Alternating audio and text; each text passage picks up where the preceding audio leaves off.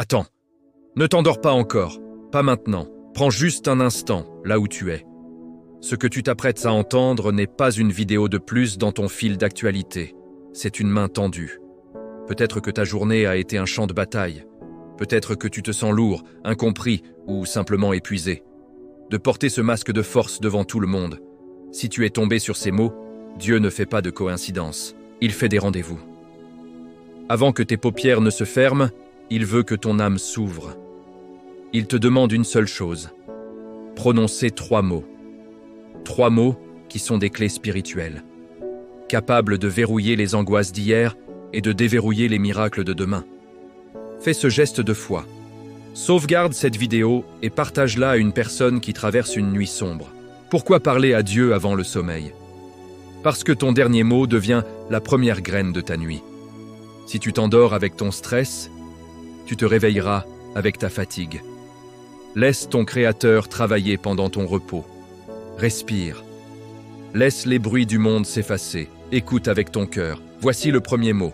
Le premier mot est « merci ». Tu vas me dire « merci pourquoi ? Je suis brisé, j'ai échoué ».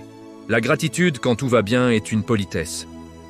Quand tout va mal, c'est une arme de guerre spirituelle. En disant merci dans la tempête, tu déclares « je ne comprends pas le plan, mais j'ai confiance en l'architecte ». Pense à cette respiration, à ce cœur qui bat. La Bible dit « rendez grâce en toutes choses ».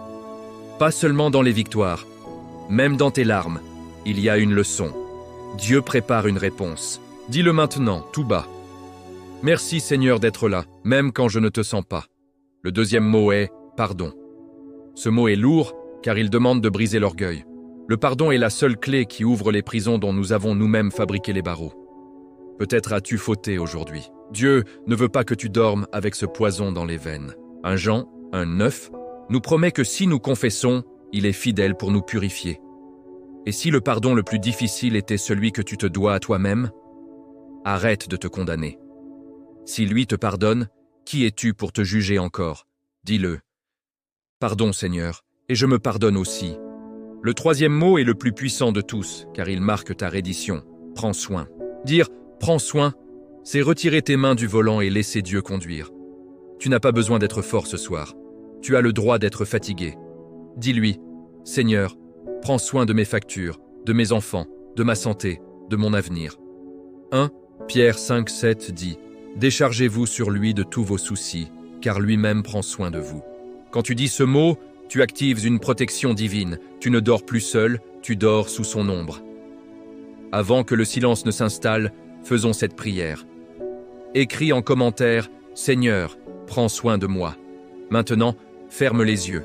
Reçois cette paix qui dépasse toute intelligence. Tu es aimé, pardonné et gardé. Dors en paix. Celui qui veille sur toi ne sommeille jamais.